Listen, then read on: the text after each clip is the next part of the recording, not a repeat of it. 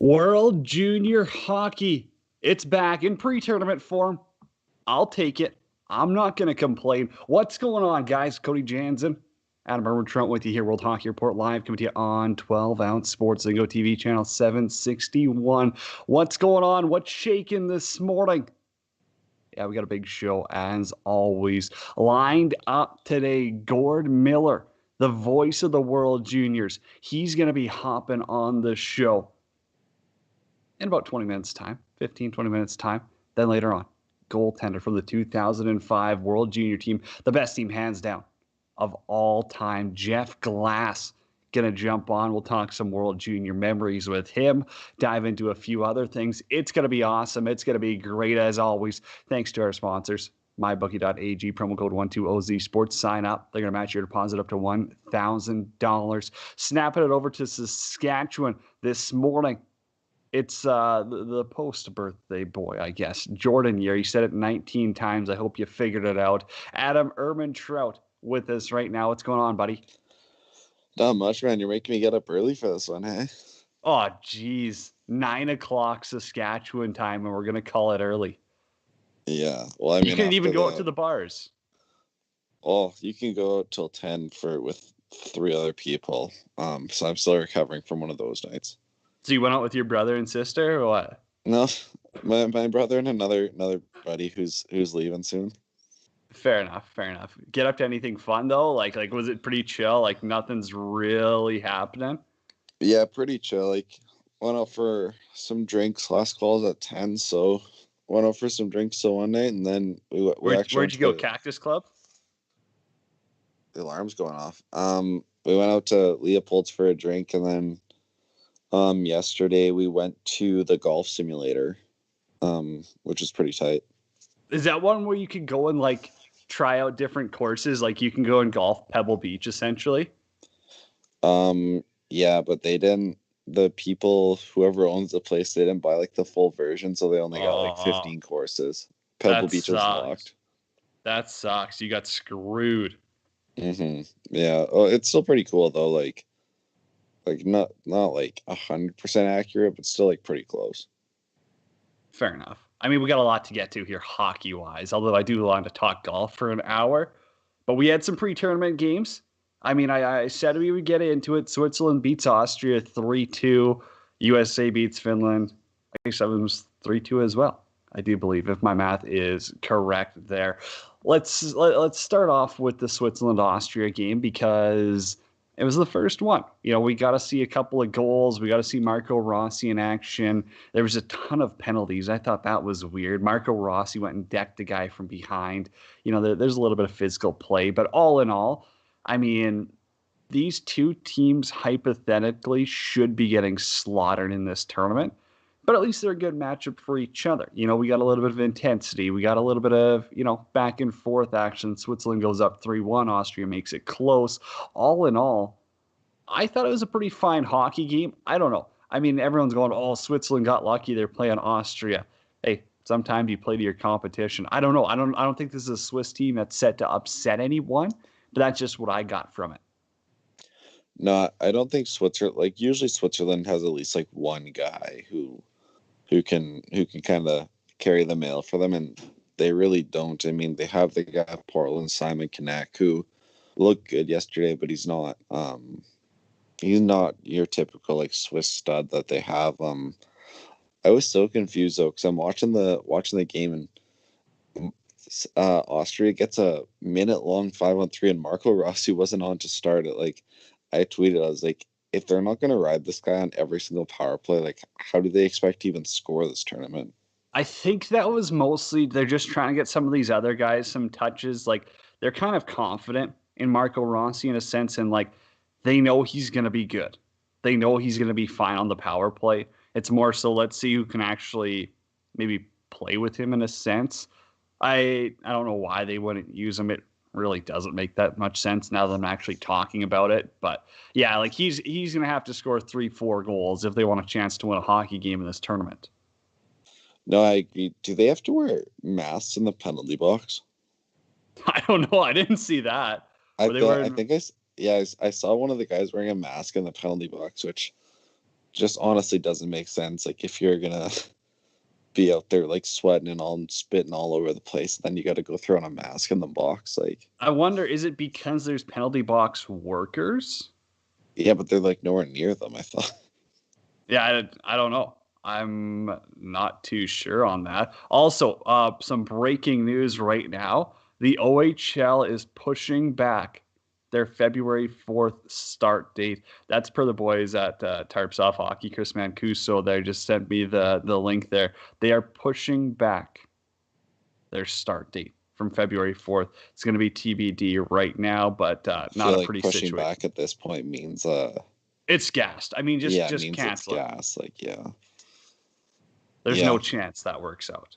No, everybody will have to get like their eligibility or whatever, so there'll be like what, a 4 or 5 year gap with 21-year-olds? Like, And what? Okay, I guess we might as well get into it while we're here. So the WHL also pushed back their draft. Adam, is this not the perfect time for the WHL to kind of, smell the salts here and get going with a 15-year-old draft and kind of ditch this whole bantam draft thing? yeah, that's a good point actually, man. Like I've never really understood it because a lot of the time, like, I don't know, like if you look at the draft in the dub compared to the O, I think the O is a lot more accurate because it seems like there's such a big gap, like 14 to 15. Like 14, you're playing against Bantams, 15, like you're playing a minor midget type or whatever. So, like, you can almost like get that extra year of development and see, like, who are the kids with the beards who are just good because they have beards, and then who are the kids um, that actually have room to grow. So, no, I agree. This would be a good opportunity, and I don't know if this one's realistic, but isn't the NHL always talking about like a 18 or 19-year-old draft too? Uh, I don't know. Like, I've heard some rumors on there. I know even Craig Button did mention kind of combining them and just like getting rid of the whole draft this year, which would be very weird. Like a But 400 player draft? I mean, it'd kind of be awesome. Like if you look at this draft, and this is no offense to the players who are currently in it, but I'm not too excited for it. Like, you know, cool, you get Owen Power, Dylan Gunther, like those are they're fine players. Don't get me wrong, but we're not talking Jack Eichel, Connor McDavid here. This is a totally different ballpark. No, it is, and I mean, like the last how many years there's been a clear cut number one, right? Like, it's hard to think of a time like there wasn't. But this year it's not as clear cut, I guess. But yeah, my dog's just going crazy right now. That's awesome. Hey, it makes for a little bit of background noise. Okay, moving back to the World Juniors, we got enough draft talk out of the way here. Finland, USA.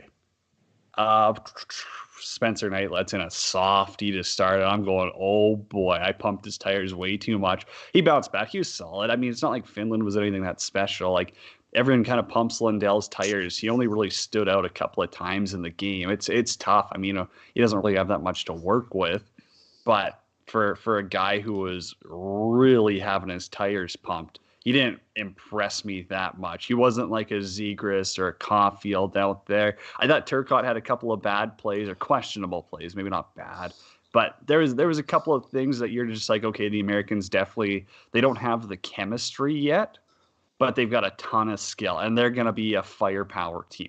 I mean, a 3-2 game is not what this one should have been. I mean, they had multiple posts. I think I don't know if Finland started their backup or not, but it was just it was a little bit of a weird dynamic because once you go into the third period, you're shooting on a different goaltender, and now they're trying to figure that guy out. So I think that kind of halted them a little bit. But all in all, I mean, this is a stab to take, but Canada should run over Finland. They did not impress me at all. Yeah, like once again, I guess I don't think Finland has outside of Lundell. Like I think they're still pretty young. Like they have Hey Nolan D who's good, but they don't really. I don't think it's their year either. And Lundell, like I think he's your classic Finnish player where he's just good all over the ice and isn't necessarily going to be the flash and dash type you see from other countries. But I'm not sure with him. And I mean, the Americans obviously like first preseason game, but finally it looked like Cole Caulfield was going to do something this tournament. He's pretty fast, eh? There's that one play where he's skating backwards with the puck and he's just buzzing out there. Yeah, he was dancing a bit. I mean, obviously, way different doing that in a pre-tournament game than in a game against Canada or Russia, but we'll have Okay, to see here. Zegers had 9 assists in the tournament last year, I believe. I think he beats it this year. I mean, this is a guy, and everyone's like, oh, like you're so shocked at this spinner out pass. I literally just pointed out the fact that it was a sick pass. But like that's shades of Patty Kane right there. That is next level. You know, to do it at that speed, that accuracy, to put it on Sanderson's tape. And I mean, hey, the Tenny makes a great save, but come on. Like if Zegers is going to be making those plays, he should have 10 plus assists in this tournament. Because if you think about it, who's the weak team in their pool this year? Is it the Czechs? They got Austria. Probably would be Austria, wouldn't it? Yeah, I think they got Austria in their pool. So I mean, they're gonna put up probably 10 on Austria, if not more. They're gonna put up 6 or 7 on the Czechs. They're gonna put up 3 to 4 on Russia.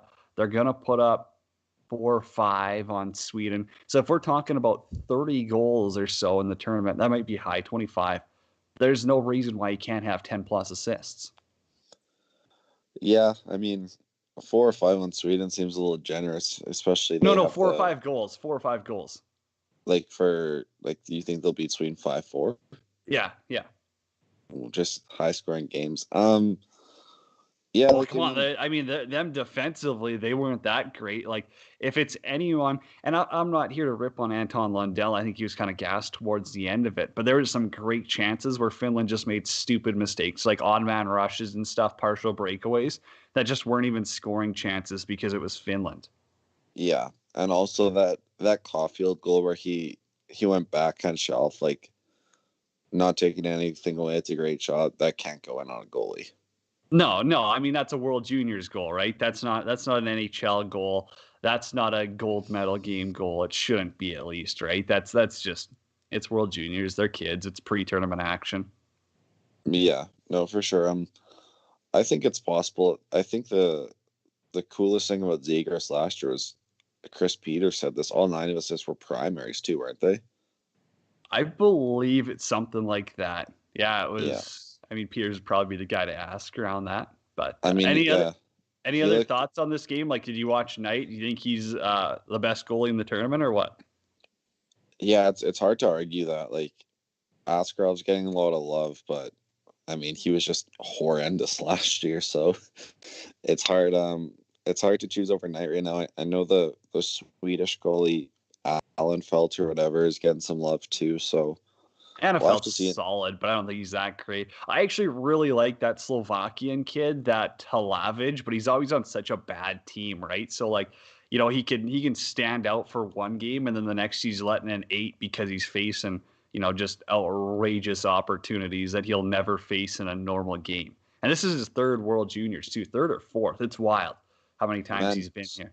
Slovakia's kind of like fallen apart the last like 5 years, hey? Who was I talking about? I think I was on a show a while ago. Elliot Friedman was talking. Him and Merrick went into it for like 20 minutes on their podcast, where it's like who are the Slovaks left in the NHL? Like it was Hossa, Chara, and like I think that was it, man. Well, here's the thing, is that ever since Miroslav Shatan took over the country, it's been an absolute joke. They pump their money into certain teams, and that's that. Like they just try to keep that KHL team afloat for so long, and they ended up going like 10 sheets in debt. It was an absolute pathetic joke. No one cares about it. Their Slovak league's garbage because all they do is pump money into certain teams. You know, they tried to have a U20 program, which they burnt to the ground because they put them in the top league and they couldn't compete. They're getting smacked 10-1 every night. Doesn't make anyone any better. You know, they just don't develop anyone anymore. And I see why Slovak kids don't even want to play. They don't have a chance unless you come from the right last name. You know, that's just the Slovak mentality. That's Eastern European mentality at its finest, is they pump, you know, money into people's kids and not into programs, not into development, not into this. It's, oh, if you've got money, we'll send the top Slovak kids to prep school. We'll send them to these special summer trainers, camps, and stuff like that. That's why Slovakia's really gone to shit.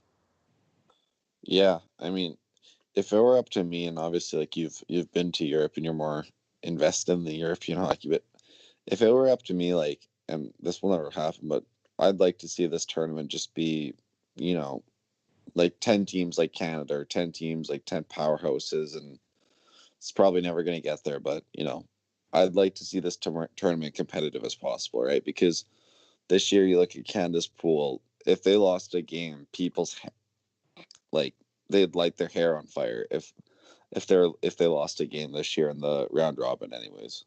It'll never get to that. It won't.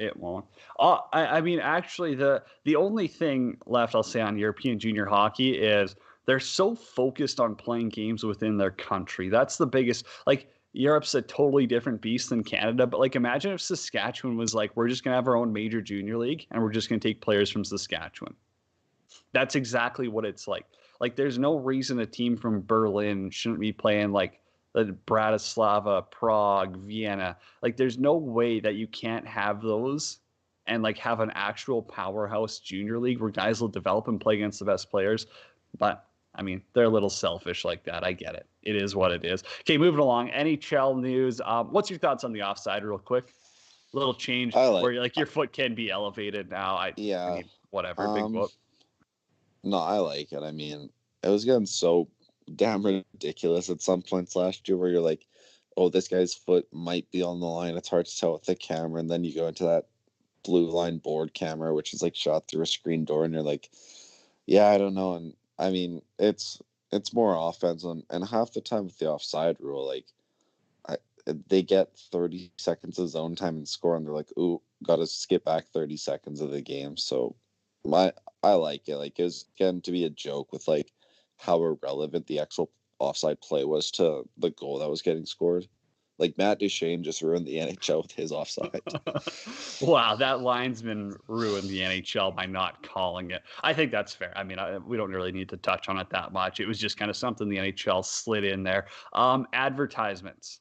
Or do we not? No, let's talk about advertisements last. Let's talk about the Chernak deal. I mean, another just good deal for Tampa, right? If Kucherov goes on LTIR, it's going to save him some space. But yet again, you lock up a solid defenseman at around that $3 million mark. You're just under.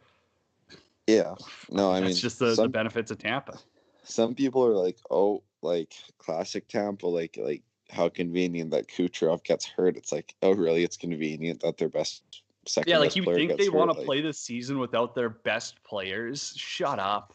Yeah, so that's funny. No, Cernak's solid. Like, I think it's a fair deal for him and the team. Like, I don't think he's much an offensive guy, but he's a solid D-man who is a big right shot D-man, and those don't really grow on trees these days either. So good deal for him. And then I think Blackwood just got the same deal, like 3 years, $2.8 million. Like, New Jersey's not putting all their eggs in that basket, but I mean, it seems like a good deal, though, and I know it's New Jersey, but if you think about it, if they're competitive in 3 years, that's a pretty good setup for them, don't you think? Yeah, and I mean, clearly, I think they maybe expect him to be their goalie of the future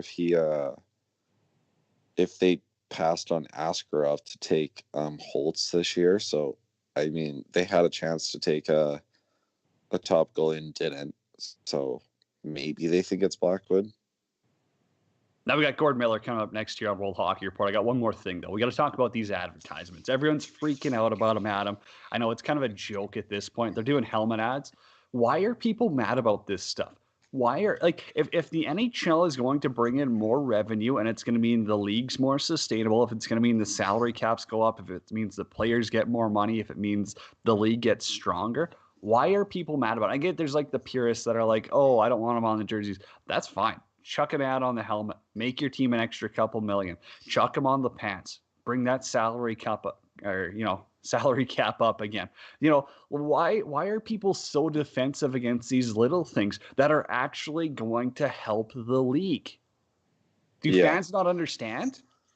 I really don't understand it too. And like, their helmets, like you can't even see them when they're playing. Like No kidding. if you're getting mad that there's a little sticker on their helmet when they cut away to a shot of the guys on the bench, like you're probably not a very happy person in general. And I mean, like, yeah, it's money. The league's not a charity. Like they need to make money. It's a business and all that. And even if they get the ads on the jerseys, like I watch quite a few NBA games, and you honestly can't tell. Like the Raptors have a little like Sun Life Financial logo on their Yeah, but top they're left. subtle. They're Yeah, like subtle logos, it's and I not like like that. soccer. Yeah, it's not like the Swiss A League where, I mean, you got these big, like, off-colored bars and stuff. You know, you got a guy wearing a gold helmet and a green jersey because he's the top scorer and it's sponsored. I mean, that's not what they're doing here. They're chucking a little logo on a helmet or a jersey, and I think that, yeah, that's enough. Yeah, Alrighty, we got I to don't take a think break. it really matters. No, I agree with that, Adam. Okay, we got Gord Miller coming up next. Everyone knows him. World Junior voice. I mean, he's just the best. It's Gordon Miller. I mean, this guy, him and Ray, I've said it before. I think Adam would agree here. That's the best play-by-play color combo in the world. There's no one touching them right now in the game of hockey. Alrighty, let's go to commercial. Cody Jansen, Adam Urbantrout with you. Gordon Miller's after the break on 12 Ounce Sports.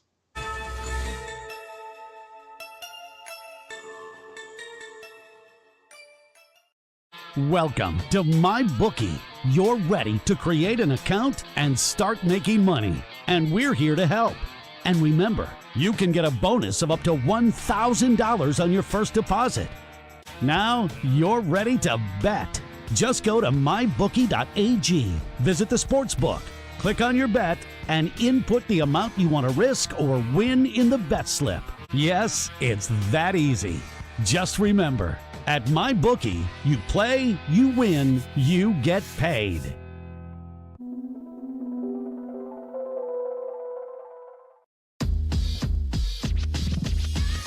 Hey guys, Glenn Metropolitan here, Rivero Hockey, NHL alumni, 22 years professional hockey. I'm here to talk about the Merc 350, the lightest stick on the market. I've been using it for a couple months now. So impressed by the balance, the weight of it. The blade is very stiff. Great feel, low kick point on the shaft. Consistency is amazing. Comparing it to all my other sticks that I use in my pro career, this would be one that I'd be very confident with going into a game.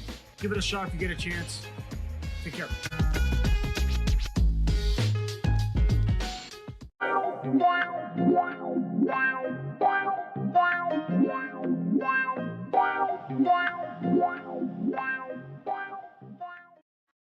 At Amazon, we're pretty good at getting things done.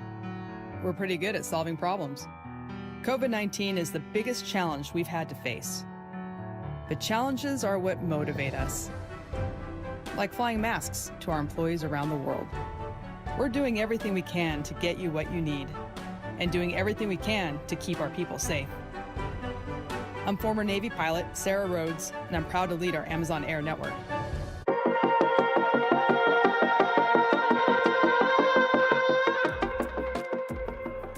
It's World Hockey Report Live. Cody Jansen with you here, 12 Ounce Sports Zingo TV channel 761. Special guest.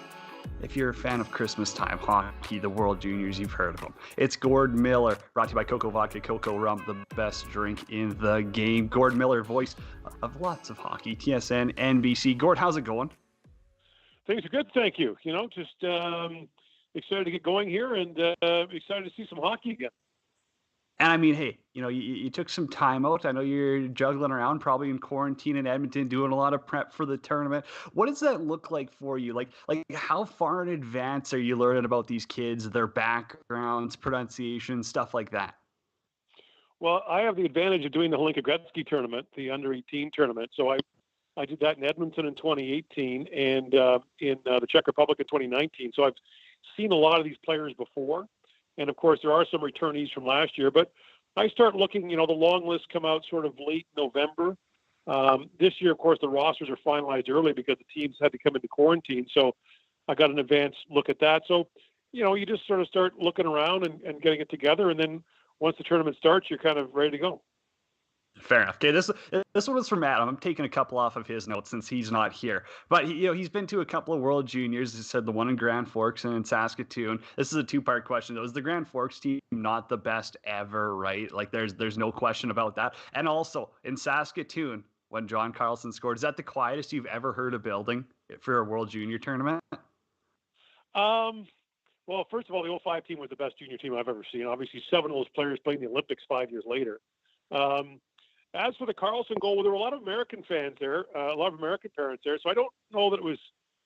I don't recall it being, deathly quiet. I think that it was a wild game. That gold medal game was a wild game.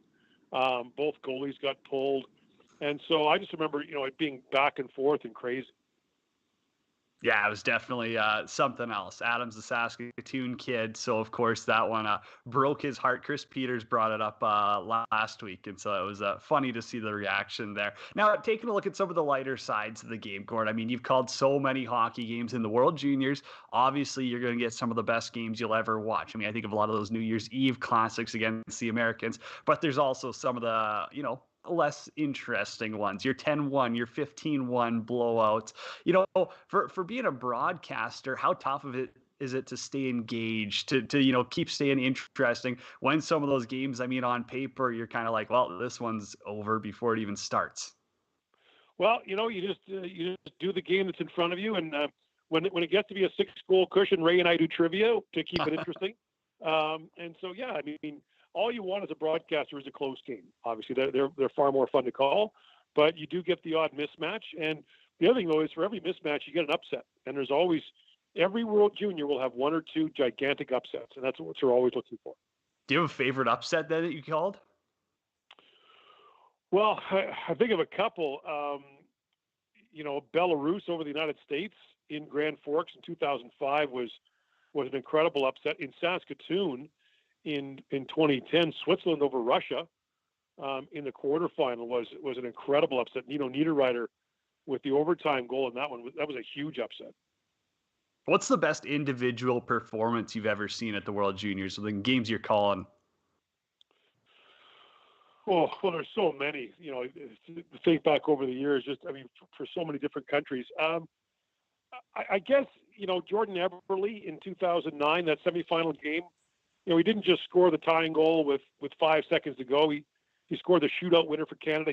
Jordan Eberle was always such a clutch goal scorer. I mean, it's not just that he scored the most goals for Canada, it's that he scored big goals. I think about that. I would say, Manny Legacy in 93, the goaltending performance against Sweden was incredible. I mean, he stole that game for Canada. Couple of legendary ones right there. For this season, with the Canadian camp being a little unconventional, how are you getting some of the background on these players? Obviously, you've heard of them, you've called them before, but I mean, are you calling coaches that they've played for? Are you talking to any of the players, stuff like that? Like, how are you finding these background details? I know Ray, as a color guy, kind of goes into a little bit more of that, the analysis, but how are you kind of learning about them? So what Ray and I do every year before the tournament is call every player a junior or college coach and their agent. So we're doing that. We've been doing that for the last week or so, and we call every player's contacts and get some background on them for some interesting stories and things like that. So we do that every year. That's awesome. That's awesome. Any players in particular? Doesn't even have to be Canada, the States, that you're looking forward to watching this year? Well, I think it's, a bunch of players from a bunch of countries. I think Cole Caulfield from the United States, the Montreal first rounder, I think he's primed to have a big year. Yaroslav Askarov, the Russian goaltender, struggled to the World Junior last year, but he's a first-round pick of Nashville. In a lot of people's minds, he's the best junior goaltender to come down the pipe in probably the last 10 years. And then, for Canada, the defense pairing, if they stay together, of Bowen Byram and Jamie Drysdale, both top 5 picks in the draft, both dynamic players. I don't remember a defense pairing quite like that. When do you start, if you're looking at some of these, I mean, getting back to the pronunciation things, when, you're looking at the Kazakhstans, Germany, some of these unconventional countries, like when do you start researching the names? Who do you trust? Like, is there one person you trust? Or are you getting multiple recommendations on how to say names? I mean, even the Russian team, right? There's, a lot of stuff that's, a challenging name to say. Let's call it that. Well, there are linguistic rules that when you look at a name, you can kind of figure out what it's going to be. Like KH is silent in English. So usually we go to the team manager and talk to him and get the definitive word from him. Do you have any stories about any time you've butchered a name on air? I mean, it happens to the best of us. James knows, our producer here. I was calling games at the World Champion Lacrosse last year. And I mean, there's some Serbia names that, I mean, as much as I could read about them for hours in practice, yeah, they may not have come out too smoothly. Yeah, I can't think of a specific example. I do, I do remember, asking people, how someone's name is said. And, well, I mean, the famous story at the World Championship was a guy named Bense Stipshits. And Ray just mocked me mercilessly every time I said it, which is quite funny. And offered me a $50 prize if I would say Stipshits dumps it in the corner. That's great. Oh man, you and Ray have some of the best chemistry there. You've called so many games. I mean, doesn't matter if it's NHL playoffs, the biggest World Junior games. Is there one that sticks out? And I mean, just one that's the best game you've ever called. I honestly, it's so hard to narrow it down to one because there's literally been hundreds, if not thousands, that are memorable. I mean, there's just been it's just hard to say one because between the NHL, the Olympics, the World Junior, the World Championship, everything else, it's really hard to pick one. And the one that the people talk about the most is that Eberle game from 2009, the tying goal. That certainly stands out, but there's been so many over the years. I mean, this year alone, the gold medal game in Ostrava was incredible between Canada and Russia. And then, I did the 5 overtime game between Tampa and Columbus in the bubble in Toronto for NBC. So there's just too many to narrow down to one. Couple of fun ones right there. 5 overtimes. I'm sure your throat felt great after that. Like, is the Eberle goal your best call ever, though, Gord? When you look back at it, and you kind of listen back to yourself, are you like, damn, I nailed that one? Well, it's not really for me to say, so I leave that to others to say. I'm happy I called it clean. It's certainly the one that people talk about the most. So yeah, I mean, I guess you just try to, you just do your best every game. People have asked me, did you have that pre-planned? I'm like, yeah, I sat down in my hotel room this morning, but if Eberle scores with 5 seconds to go to tie the game, this is what I'll say. I mean, it just came to me, and that's sort of that moment gets replayed more than any other, I think. Voice of the World Juniors, Gord Miller, my guest here on World Hockey Report's Cody Jansen with you. We've dove into some of the technical stuff, but let's talk a little bit about the broadcast now. You're going to be at Edmonton. The rinks are going to be empty. And I know, you called those playoff games for NBC. I'm assuming you probably did them remotely, so you weren't actually in the building. No, I was in the building. Oh, were you? Okay. Well, yeah, let's just scratch that then. Pretend you didn't hear that. So you're going to be in Edmonton, though, and the World Juniors always has electric atmospheres. I mean, that's one of the reasons I think most people love it and are so engaged with it. From a broadcast perspective, what's it like when you don't have a crowd to feed off of? How do you not pretend or fake that energy, but how do you bring that life to the broadcast? Once the game starts, you don't really notice. You just don't. I mean, obviously you don't lay out for the crowd, but I think the players and the officials would tell you that once the game starts, it's a game, and you just do the game the way you do it. And so, to be honest, in the bubble in Toronto, I didn't really notice it. I was so focused on the game itself, you didn't really notice it. I mean, obviously it's different without a crowd, but you're just so focused on calling the game, you don't really think about it. Fair enough. Oh, I forgot you were in Toronto for NBC there. That's why I was a little confused. But no, that's interesting. Okay, you've worked with Ray for such a long time on these tournaments. What really works between you two? That, I mean, hey, we've said it before. We think you guys are the best duo calling hockey games. What makes that connection? And when did you guys kind of realize, like, hey, yeah, Gordon and Ray, they click in the broadcast booth? Well, Ray had a real tough assignment at the 2012 tournament in Alberta to take over from Pierre Maguire, who had become sort of a larger-than-life figure for the World Junior, and Ray stepped right in seamlessly and was terrific. I think, we're really good friends. I mean, Ray and I have traveled the world together. We've spent a lot of time on the road together, obviously over the holidays for the last decade or so. But I think the amazing thing is I don't recall us ever having an argument. I don't recall us ever having a fight. There's been days where one of us has said, need a day to myself. But, I think we're very good friends. I think we look at the game the same way. And, he focuses on the skill of the game. I think it's easy to pick on people for making mistakes, but for the most part, he focuses on the skill. He knows the game backwards and forwards. He works really hard, and we get along really well. And so it's a joy to work with him. I don't ever get up in the morning and go, I got to do a game today. I look forward to every game I do. Every game presents its own unique challenges, and I think we both have the same attitude about it. And we really enjoy each other's company, which I think is a huge bonus.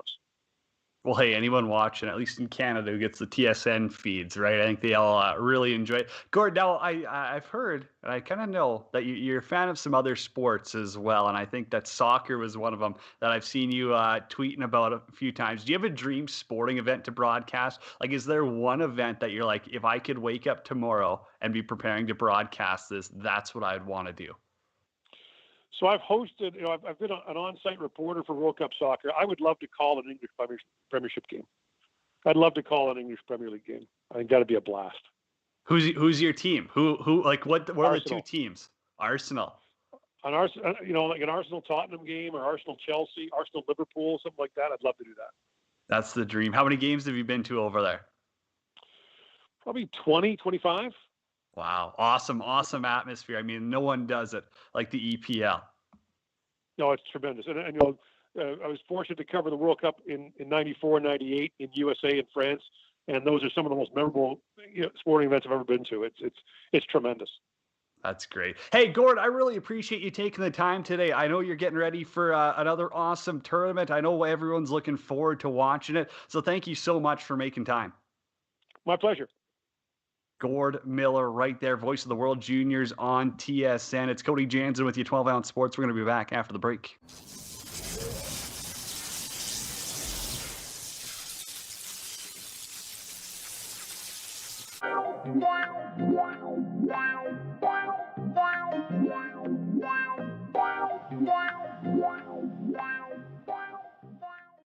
Welcome to MyBookie.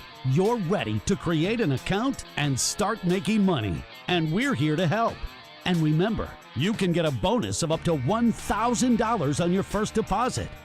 Now you're ready to bet.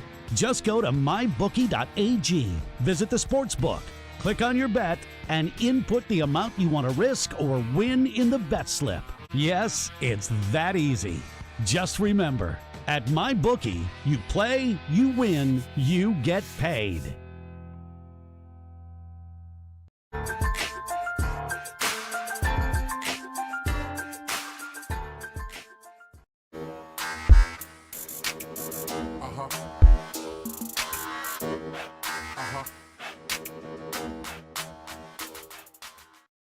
At Amazon, we're pretty good at getting things done. We're pretty good at solving problems.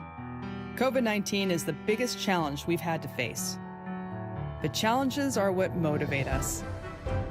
Like flying masks to our employees around the world. We're doing everything we can to get you what you need, and doing everything we can to keep our people safe. I'm former Navy pilot Sarah Rhodes, and I'm proud to lead our Amazon Air network.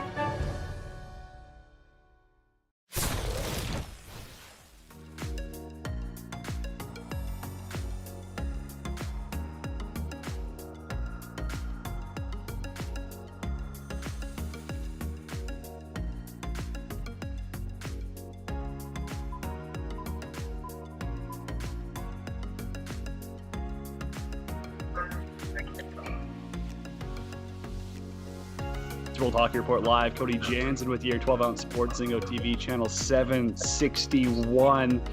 Hey, we're in full World Junior mode. You guys already know that. Thanks to our friends at Coco Vodka, Coco Rum. They're hooking us up, setting us up, getting ready for this. We got summer skates as well on board. And hey, we got to bring on the good guys. We had Fucali earlier this week. Let's stick with the goalies. Jeff Glass joins us now from the great city of Calgary. All righty, no need for any fluff intro here, Glass. There, let's talk about that 05 tournament. Not just Team Canada either. Like how good was that tournament in general? Because that Russian team even played in the finals was nasty too, right?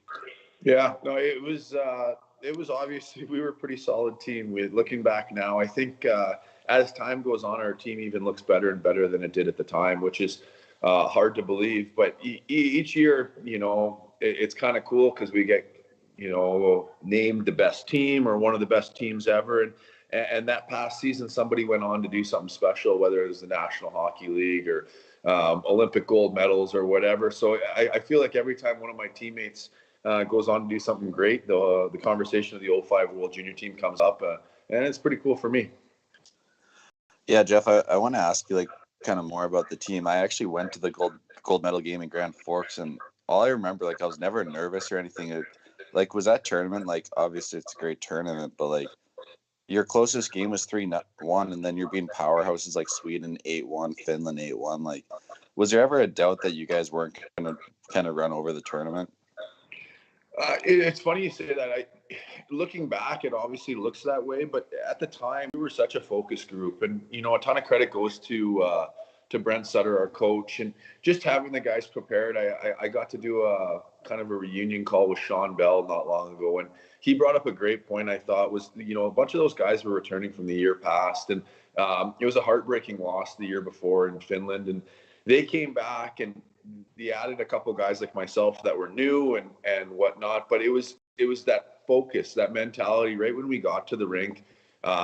It wasn't about winning. It wasn't about what line you were on. It was all these cliches, right? But it was just, you scored a goal, on to the next. You won the game, on to the next. And it was just like, it was just a march forward. And then all of a sudden the tournament was over. And I don't mean it to sound that way, but it really was. So looking back, you see the scores and yeah, it looked lopsided, but it was really just about your next shift. And Brent had us in such a good mentality that there was no egos, there was no nothing. It was everybody was pushing in the same direction, and that was probably the coolest part.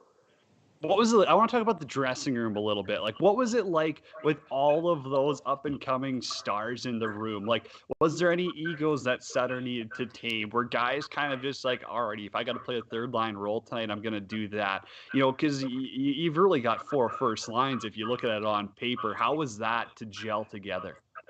Yeah, again, a credit to the coaching staff, which I love making reference to because they do deserve a lot of credit for getting everybody in the right frame of mind, and then the credit shifts to a bunch of the players. So, like you said, guys were taking different roles. Corey Perry was our 13th forward to start the tournament, right? So you know what I mean? Like we had guys that just accepted what it was. But with that being said, like I have to be honest, the dressing room was unreal. Like you have all these guys that are full of personality, and just because they were focused on the tournament and focused on winning doesn't mean that some of the chirping that went on, I'll never forget.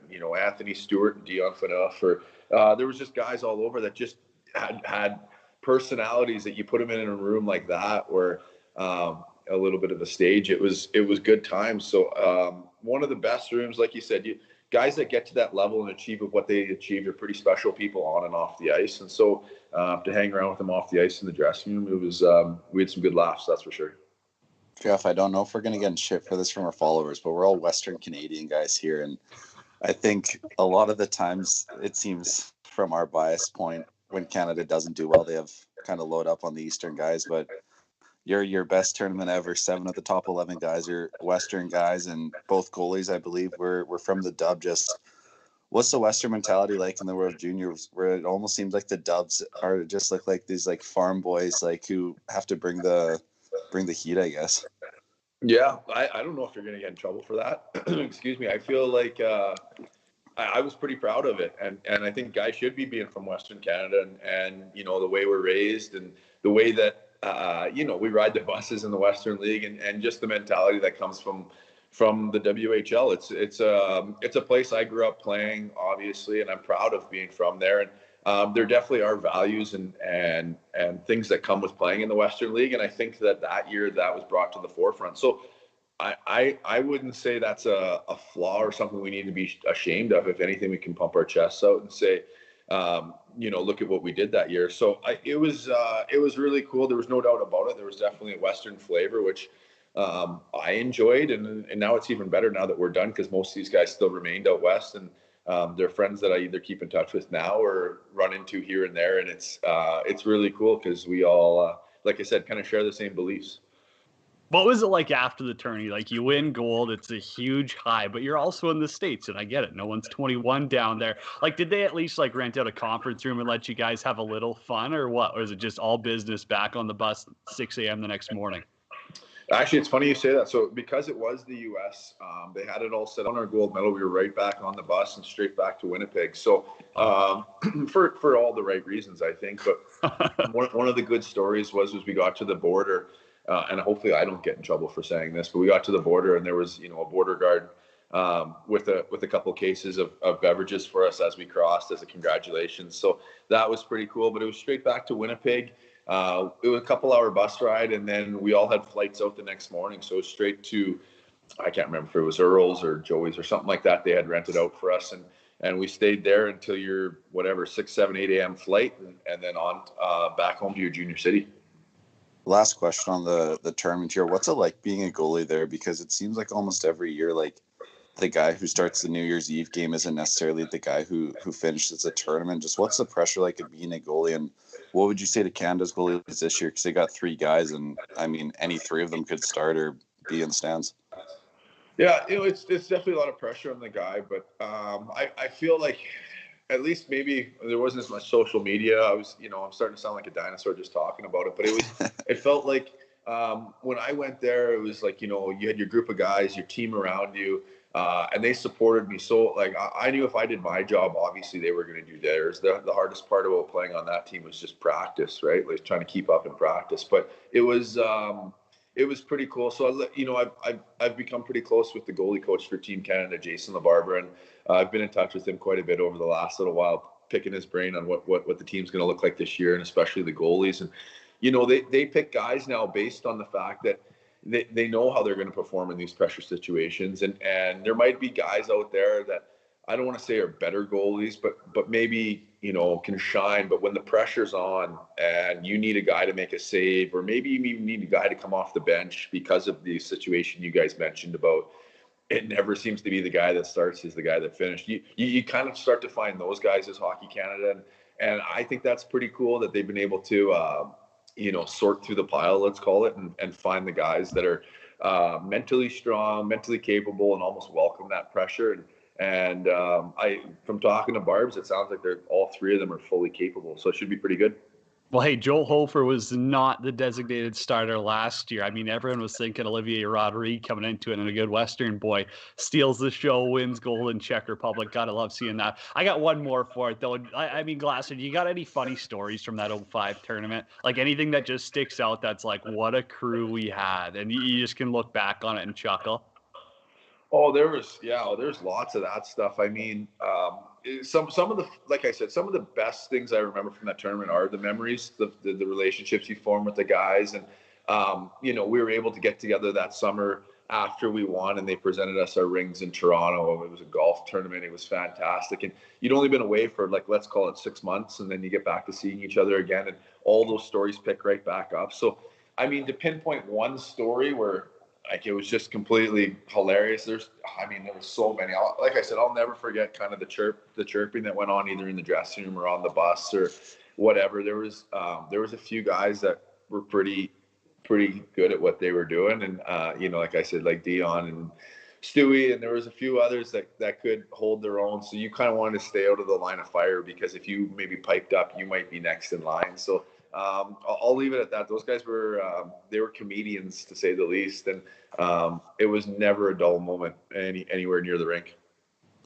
So Jeff, getting into your career a bit, like you were in the minors for a bit, and then it took like 10 years, but you finally made the NHL. And like, was that like a bit of an emotional moment where you're just like, all this work is like I'm here and all that? And like, what was your first NHL start like? Yeah, well, I was lucky enough. I got it in Edmonton, obviously there, and it was right after Christmas. And your guys' show isn't long enough to tell the full story, but it was. I came home to Calgary. I was still playing in the minors at the time. Flew back to Chicago on the 25th because we were supposed to practice on the 26th in the American League, and landed in the O'Hare airport. To my phone missed I don't know how many calls and 5 voicemails from the GM raiding me for figuring out where he couldn't figure out where I was, and said I got to go back to the airport because I was getting called up to Chicago. Crow was out, and so I anyways I drove to Rockford, hour and a half out, picked my gear up, turned around, back to the airport, met the team charter at 7 a.m. the next morning, only to fly all the way back to Vancouver. We played the 27th in Vancouver, got the wheels beat off us that night, and I kind of knew that was going to be my chance. So I'd been up a couple times before and never had a chance to start, but everything was lining up there where, hey, it's going to be good. So we landed in Edmonton, got to the hotel at whatever it was in the morning, and the goalie coach said I'd be starting that night. So it was a mad dash. It was about the same temperature it is out right now, minus 40. And I trying to get my family up from either Calgary or my wife's family's from Regina. So we were trying to get everybody to Edmonton as best we could. And I had a 2-month-old baby. So we were, needless to say, it was a little bit of a scramble, but got everybody there. And then, like you said, then the emotion kind of took over because at that point you're now prepared, right? You've done everything you can do. It's just a matter of getting in the net. And I was lucky enough, I was able to face some shots early. That was the key, I think, was like I was able to make a couple saves early, touch the puck, and then you just lucky enough you got Patrick Kane on your team when it comes to overtime. And you win a game 4-3 against the Oilers. No big deal. I'll mention that since you won't. Hey, Glasser, yeah. I'm connecting some dots here. Okay, what year were you at the Spengler Cup? Were you with Climby? Yes, I was. 2015. No way. What was that tournament like? I mean, he's been on the show. He's a great guy. Like, talk me through how fun's that tournament. Oh, good pull there. Yeah, no, we okay. So that was one of my favorite tournaments. Everybody says that, and nobody can understand why. They're like, "What's up with this tournament over in Switzerland and yada yada?" So I was playing in Russia for Dynamo Minsk, but Dynamo Minsk obviously isn't in Russia. Belarusian team, and they were the only team for whatever reason. The KHL religiously plays through the Christmas break, and they won't ever release players for the Spengler Cup, but because Dynamo Minsk, they're out of Belarus, they actually took a 7-day break for Christmas. So I actually inquired to Team Canada. Me and Matt Ellison was the 2 Canadians. We said, hey, like, do you think we would be eligible for that tournament? We called in and they're like, you guys aren't playing like this? Of course. Yeah. We need guys like you. So long story short, end up getting to go to Switzerland. We come in hot. Like, we played in Bratislava, I want to say the 24th. And then it was like overnight flight, yada yada. Met the team in Davos. Guy Boucher was our head coach. He said I wasn't going to be starting the first game because long travel day, got all good. So Drew McIntyre was the other goalie. He plays the first game, played great, really good. I think we won 2-1, I want to say, or maybe 3-2. I got the second game. I go out for the second game. All of a sudden, like, Mac's down in warmups, like flopping around on the ice in warmups. I'm like, what happened? Like, and he's not playing, so I could, like a backup goalie, like, I've never really seen that. And so they're like carrying him off the ice in warmups, and he yanked his groin. It was no good. So that's insert Matt Climby, right? And that was great. So I got to play the next game. I played the semifinal against the same team we played the night before. I just laid an egg, and it wasn't even that I played that bad, but it was the fact that the team came out and they totally changed their game plan on us. We were down, I want to say 4-1 to start the second period, or early in the second, and Boucher pulled me and put Climby in. He played outstanding. It was great. Held the fort down, yada yada yada. We come back to win. I think it was 6-5. Don't quote me on that score, but I'm pretty sure it was 6-5. And then Guy came back to me and said, hey, we're going back to you for the finals. And it was outstanding. But Climby was an unreal teammate. Like, drove in from Germany when he got the call that, Mac went down and did his job and helped us win a gold medal. No, it's unreal. What a tournament. Okay, I got one last one for you here before we wrap up. I mean, you played in the K. You went to, you played Kazakhstan, Russia, and Belarus teams. Like, you got to have at least one funny story that sticks out to you where you're like, alrighty, life is way different over here. Yeah. Oh, there's too many stories to tell, the old KHL stories. But no, I that's always the number one question I get asked now is, tell me something funny about Russia. And it's a hard question because I really enjoyed my time. I have to preface every story with that. It was the best hockey I'd played to that point in my career. I've never played anything. The hockey's unreal. The life was good. Everything, but and Russians would admit this. They do things a little different, right? So there was little things. You can go all the way back my first year in Kazakhstan. I got on a plane. And the plane's cargo wasn't loaded properly or whatever, so we had to actually stack all the hockey bags in the front row of the plane, the first 6 rows of the plane. So we played the tournament. We were flying back to Kazakhstan from Omsk, which is like a 3-4 hour flight. And all of our stinky hockey equipment is rows 1 through 5. And then the best part of the story was the owner and the GM came because they wanted to obviously scout, view the team, see where we were at. And the owner wanted to sit row 1 or 2, and he's now row 5. And not only row 5, but he's eating his dinner right on Buddy's jock strap that's hanging out of his bag, right? So I remember that being my first flight, being like, what's up with this plane? Now, lots has changed as far as that's gone since then, but we got on the plane and I remember thinking to myself, well, this is going to be a little different over here, and that was the first of many. Yeah.